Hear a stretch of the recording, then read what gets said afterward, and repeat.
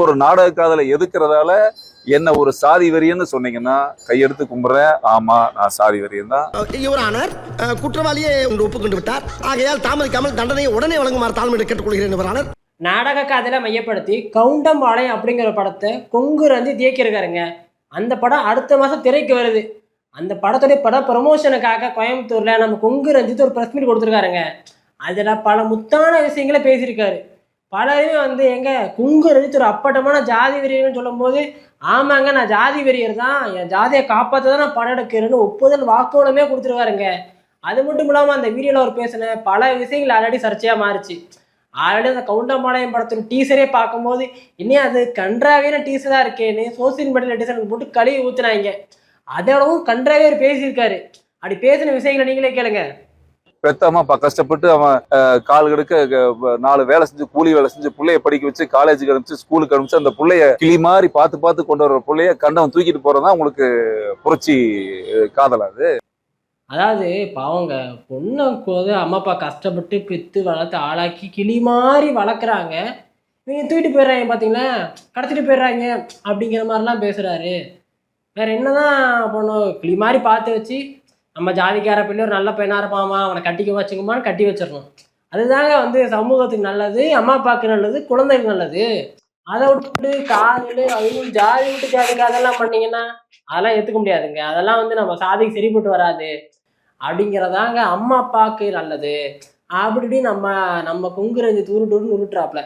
அது எப்படின்னா, பாவம் கிளி மாதிரி வளர்க்குறாங்க அப்படின்னு சொல்லும்போது, சரி ரைட், எங்கே ஏதோ பெண்களோட பாசத்தில் இருக்கிறாருன்னு சொல்லிட்டா கூடவும் பெண்கள் எப்படி பார்க்குறாருன்னு அடுத்தடுத்து கேட்டால் ஒரு பொருள் மாதிரி பார்க்குறாரு. ஒரு பர்ஸு வச்சுருக்கோம், ஒரு ஃபோனு வச்சுருக்கோம், பார்த்தீங்களா, அந்த பர்ஸு ஃபோனு மாதிரி தான் பொண்ணு.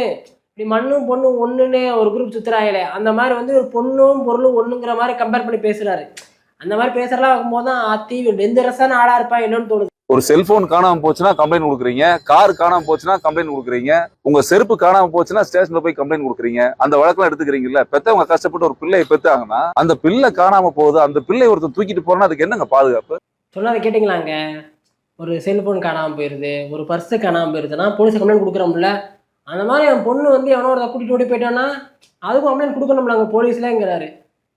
புரியவே இல்லை. இப்போ செல்ஃபோனு பர்ஸு காணாமல் போகுதுன்னா அவன் நம்ம எங்கேயா தவற வச்சுட்டு வந்துடுவோம், அதை திருட்டிட்டு போயிட்டான்னு வச்சுக்கலாம். அப்படிப்பட்ட உயிரற்ற பொருளாக ஒரு பொண்ணு காணாமல் போகுமா, இல்லை வேலை கடத்திட்டு போயிடுவான் எல்லாம். இவங்க புரியவே இல்லை. இவங்க என்னடா ஆச்சுக்குன்னா, ஒரு பொண்ணு ஒரு 18 வருஷத்துக்கு மேலே ஆயிடுச்சு, ஒரு பையனை விருப்பப்படுறாங்க, காதலிக்கிறாங்க அப்படின்னா, பையன் வேற ஜாதியாக இருக்கிறான் அப்படின்னா பிரச்சனைனா பொண்ணை கடத்திட்டு போயிட்டான், என் பொண்ணை காணோம். பொண்ணுங்கிற ஆட்டோமேட்டிக் என்ன மாறுது, அம்மா அப்பாவோட உடமையை ஒரு பொருளாக வச்சுருக்குறாங்க. அவங்களுக்கு தெரியும் அந்த பொண்ணுக்கு யாரை கல்யாணம் பண்ணி கொடுக்கணும், கல்யாணம் கொடுக்கணுமா வேணாமா, கொலை பண்ணலாமா வேணாமான்னு எல்லாமே அவங்களுக்கு தெரியுமா. அதனால் அப்படி காணாமல் போது என்ன பொறுப்பு? இதுக்கு பேர் தான் புரட்சி காதலா? சும்மா தூக்கிட்டு போயிடுவீங்களா? அது இதுன்னு இன்னொன்னமா பேசுகிறாப்புல. மொத்தம் மண்ணும் பொண்ணும் ஒன்றுன்னு சொல்கிற குரூப்பில் ஒரு முக்கியமான அங்கத்தினர் தாங்க நம்ம கொங்கு ரஞ்சித். அதே மாதிரி அடுத்து சில உருட்டுறாரு, கேளுங்க. அந்த சமூக நீதி போராளிகள் எல்லாருமே தயவு செஞ்சு தான் குடும்பத்துல ஒரு சுயமரியாதை கல்யாணம் தம் மகளுக்கு பண்ணிட்டு அடுத்தவன் மகளுக்கு பண்ணா ரொம்ப சிறப்பு. அதாவது சொல்றாரு, நீங்க ஏங்க சுயமரியாதை திருமணம் பண்றீங்களா, ஜாதி விட்டு ஜாதி கல்யாணம் பண்றீங்களா, நம்மள உங்க வீட்டுல பண்ணுங்க, உங்க வீட்டுல பண்ணிட்டு மற்றவங்களுக்கு பண்ணுங்கிறாரு. இவருக்கு தமிழ்நாட்டில் எத்தனை சுயமரியாதை திருமணம் நடக்குதுன்னு தெரியல போல இருக்கு. எவ்வளவோ சுயமரியாதை திருமணம் தமிழ்நாடு நடந்துகிட்டு இருக்கு. முற்போக்கு அமைப்புகள் பண்றாங்க. இல்ல குடும்பத்தால ஜாதி விட்டு ஜாதி கல்யாணம் பண்ற அங்கீகரிக்க மாட்டேங்கிறாங்கன்னா அவங்களுக்கு பண்ணி வைக்கிறாங்க. மொத்தம் அப்படி பண்ணி வச்ச எல்லாரும் நல்லா தான் இருக்கிறாங்க.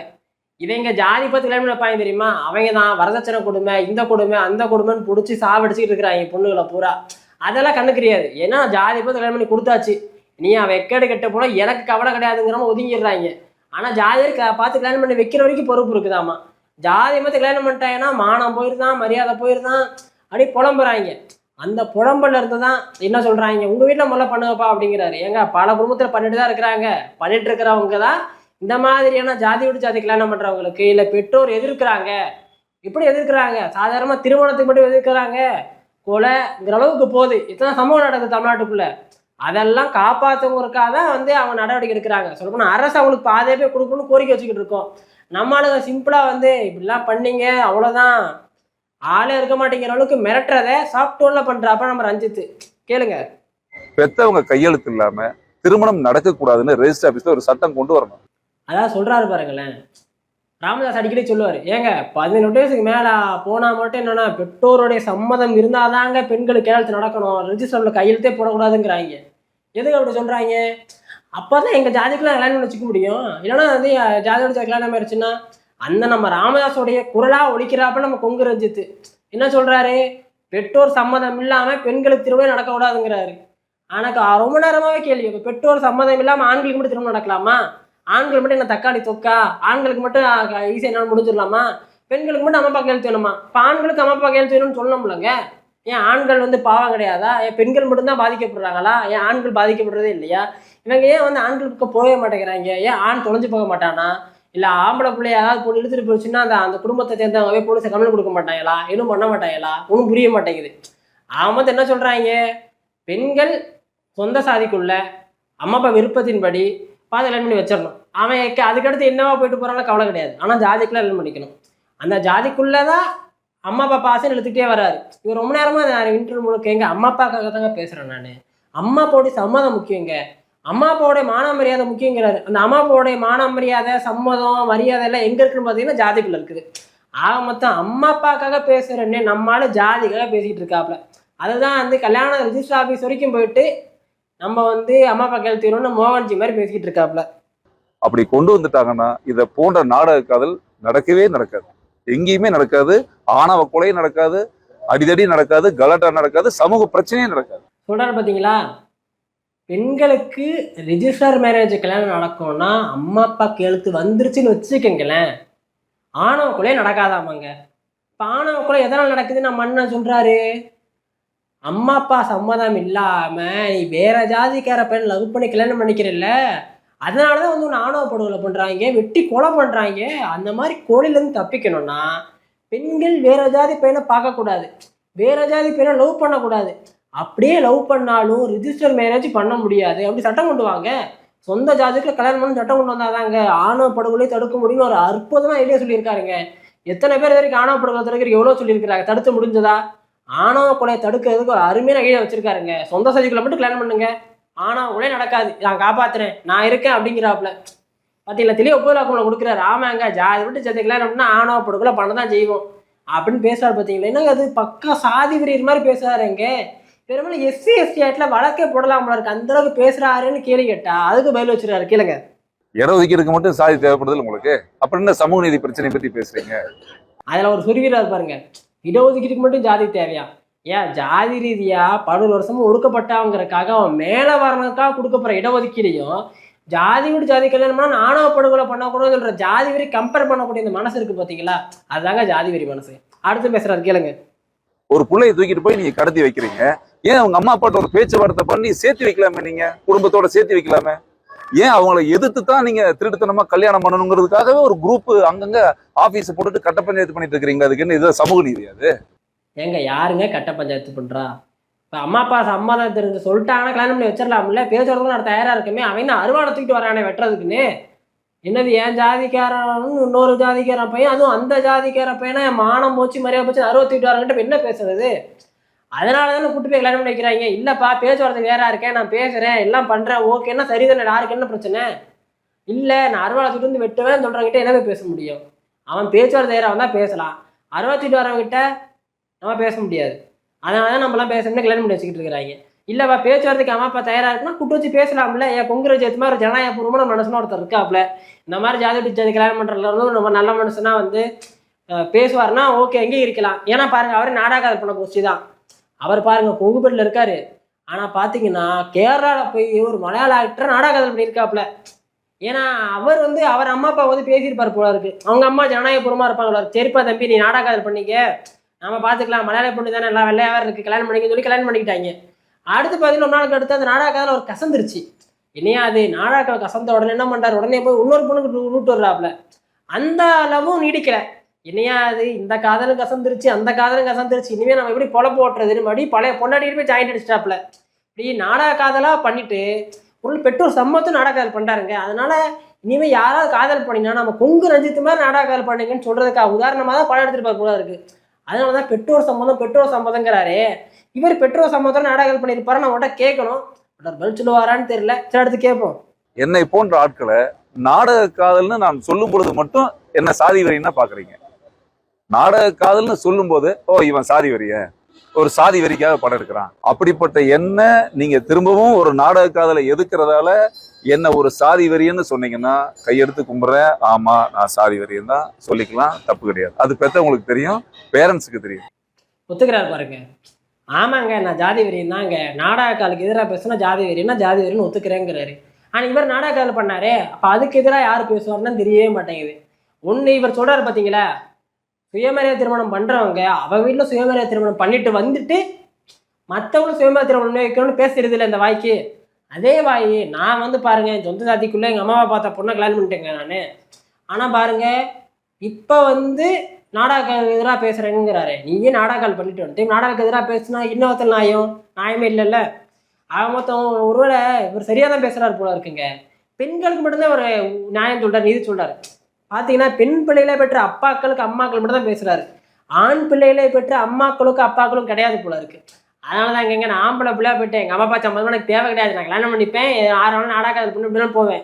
பெண்களுக்கு தான் அம்மா அப்பா சம்மதம் வேணும். அதனால ஆண்கள் நாடக காதல் பண்ணலாம், பெண்கள் தான் நாடக காதல் பண்ணக்கூடாதுன்னு சொல்றாரு போல இருக்கு. தெளிவா அப்பதான் புரியுதுன்னு நினைக்கிறேன். அடுத்து கேட்போம். ஒரு சுயமரியாதை கல்யாணம்ன்ற பேர்ல இப்ப கூட நீங்க நெல்லையில பாத்தீங்கன்னா பாவம் அந்த ஒரு பெண் பிள்ளையை கொண்டு போய் 3 நாள் உள்ள வச்சுக்கிட்டு அவங்க அந்த எல்லாரும் சேர்ந்து சுயமரியாதை திருமணம் பண்றாங்க.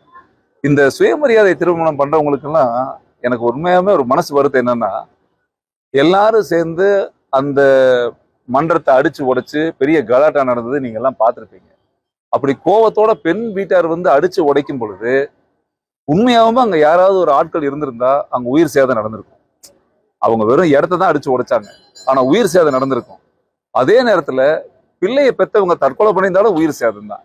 ஸோ இந்த மாதிரியான சம்பவங்களுக்கு முதல்ல ஒரு முற்றுப்புள்ளி வைக்கணும். இந்த கருத்தெல்லாம் வலியுறுத்துற படம் தான் நம்ம கவுண்டம்பாளையம். என்ன சொல்றாப்புல, ஏங்க 2 ஜாதி வேற ஜாதி லவ் பண்ணா பொண்ணு வீட்டுக்காரைய போயிட்டு பிரச்சனை தான் செய்வாங்க, அப்படிதான் கம்யூனிஸ்ட் நிறுவனத்தை அடிச்சு உடைச்சாங்க. அப்படி அடிச்சு உடைக்கும் போது யாருக்காவது ஏதாவது ஆயிருந்தா பிரச்சனை தானே. அதே மாதிரி அம்மா அப்பாக்களுக்கு ஏதாவது சுற்றி பண்ணியிருந்தாங்கன்னா அதுவும் பிரச்சனை தானேங்க. இந்த 2 பிரச்சனையுமே வேணான்னு தாங்க சொல்றோம் அப்படிங்கிறாப்புல. மொத்தம் இவங்க போய் ஆணவ படுகொலை பண்றதும் இவன் தற்கொலை பண்ணிக்கிறதும் 2மே தப்பு தானேங்க. அதனால 2மே கூடாது அப்படிங்கிறாப்புல. மொத்தம் அதை வலியுறுத்துற படம் தான் சொல்றாப்புல. மொத்தம் என்ன வலியுறுத்துறாப்புல, ஒன்று ஜாதி விட்டு இது கல்யாணம் பண்ணா அம்மா அப்பாக்களை தூண்டி விட்டு ஆணவ படுகொலை பண்ண வைப்போம். இல்லை அந்த அளவுக்கு அவங்க ஆணவ படுகொலை பண்ற அளவுக்கு அவங்க தைரியமா இல்லைன்னா அவங்கள மன உளைச்சலுக்கு ஆளாக்கி தற்கொலைக்கு தூண்டுவோம். எப்படி பார்த்தாலும் இது மூலமா எங்க ஜாதியை நாங்கள் காப்பாத்திடுவோம்ப்பா அப்படிங்கிறத நமக்கு ரஞ்சித்து இந்த மாதிரி விளக்காம படம் எடுத்து வச்சிருக்காப்புல. அதுக்கடுத்து ஒரு வசனம் பேசுறாரு பாருங்க. குறிப்பா மாட்டுக்கறி தின்ன பயல்களா நம்மளை பார்த்தா பொண்ணுங்களே மயங்கிருவாங்க அப்படின்னு அந்த கவுண்டமனை டீசர்ல ஒரு வசனம் வச்சிருப்பாரு நம்ம ரஞ்சித்து. என்ன அது, மாட்டுக்கறி சாப்பிட இழிவுபடுத்துறேன்னு இப்படி பெண்களை இழிவுபடுத்துறாரு ஐயான்னு அவரை முடிச்சு பல பேர் ஓட்டின பின்னாடி அதுக்கு ஒரு விளக்கமே கொடுத்துருக்காரு. நம்ம அந்த விளக்கத்தை கேளுங்க நீங்களே. மாட்டு பொங்கல்னு வச்சிருக்காங்களா இல்லையா? வருஷத்துக்கு ஒரு முறை மாட்டு பொங்கலுக்காக விடுமுறை இருக்கா இல்லையா? உழவர் திருநாள் இருக்கா இல்லையா? அப்ப தமிழக அரசே கொண்டாடுது. எதனால? இது தமிழர் பண்பாடுங்கிறதுனால இல்லைங்களா? எங்கேயாவது பன்னி பொங்கல் இருக்குதா? எங்கேயாவது நாய் பொங்கல் இருக்குதா? எங்கேயாவது நரி பொங்கல் கொண்டாடுறாங்களா? எங்கேயாவது காக்கா பொங்கல் வைக்கிறாங்களா? மாட்டு பொங்கல் தானே வைக்கிறான். அதுக்குதான் அரசாங்கம் விடுமுறை விடுது. அப்ப அதை நாம வணங்குறோம். ஒருத்தன் சடலமா பாக்குறான், வணங்குறான். ஒருத்தன் அதை சடலமா பாக்குறான். அவனுக்கு உள்ள கருத்து வேற்றுமை தான் இந்த படத்துல வச்சிருக்கிற ஒரு கேரக்டர் டெஃபினேஷன்.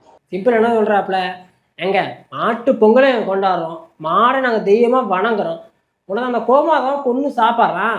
மாட்டை வணங்குறவனுக்கும் கோமாதாவை கொண்டு சாப்பிட்ற இடையில இருக்கிற பிரச்சனை தாங்க அந்த படங்கிறாப்புல. ஆனா இவருக்கு ஒண்ணு தெரியல போல இருக்கு. உலகம் முழுக்க மாட்டுக்கறி தான் அதிகமா சாப்பிட்றாங்க.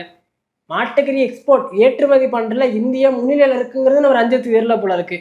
அப்படிப்பட்ட மாட்டுக்கறி எக்ஸ்போர்ட் பண்ணக்கூடிய இந்தியாவே நம்மளால கேள்வி கேட்க மாட்டாப்புல. சாதாரண மாட்டுக்கறி திம்பா பார்த்தீங்களா, அவனை பிடிச்சி கொண்டுவாப்புல, அவனுக்கு ஏதாவது உண்மையை திண்டுவாப்புல. சங்கிங்க மாதிரி தான் நம்ம ஊர் சாதியார் சங்கி. எப்படி அப்படிப்பட்ட ஆளு, அதனாலதான் இந்த மாதிரி ரசனை வச்சிருக்க எல்லாம் உருட்டுறாப்புல. அதே மாரி இந்த படத்துக்கு ஒரு முக்கியமான பிரச்சனை இருந்திருக்கான். அந்த பிரச்சனையை பத்தி பேசி முடியாத பாருங்க, செம பிரச்சனை. நீங்களே கேளுங்க. அதை நாடக காதலை ஒட்டி வரக்கூடிய சமுதாய கருத்துக்களோ சமுதாயம் சார்ந்த விஷயங்களோ ஆழமா சொன்னதுனால அறிவு சார்ந்தவங்க இந்த படத்தை பார்க்கணும்னு நினைச்சாங்களோ என்னமோ தெரியல, நம்ம படத்துக்கு ஏ சர்டிஃபிகேட் கொடுத்துருக்காங்க. என்ன சொல்லிருக்கா பார்த்தீங்களா, கவுண்டம்பாளையத்துக்கு ஏ சர்டிஃபிகேட் கொடுத்துருக்காங்களாமா. அதாவது 18+ உள்ளவங்க மட்டும்தான் படத்தையே பார்க்கணும்னு. ஏன்னா அப்பட்டமான ஜாதி வெறியோட படம் எடுத்து வச்சதுனால இந்த மாதிரி படத்தையெல்லாம் குழந்தைங்க பார்த்தீங்கன்னா கெட்டு போயிடுவாங்கல்ல. அதனால குழந்தைங்களாம் பார்க்கக்கூடாதுங்கிறக்காக பெரியவங்க மட்டும் பார்க்கறக்கா ஏ சர்டிஃபிகேட் கொடுத்துருக்குறாங்க. ஆல்ரெடி இந்த படத்தை பெரியவங்களும் பார்க்க மாட்டாங்க. ஏ சர்டிஃபிகேட் கொடுத்ததுனால எவனும் பார்க்க மாட்டாங்க. ஆக மொத்தம் ரஞ்சித் மட்டும் தெரியல உட்காந்து படம் பார்த்துக்கலாம் போல இருக்கு அப்படின்னு சென்சார் மட்டும் சொல்லாமல் சொல்லியிருக்குங்க.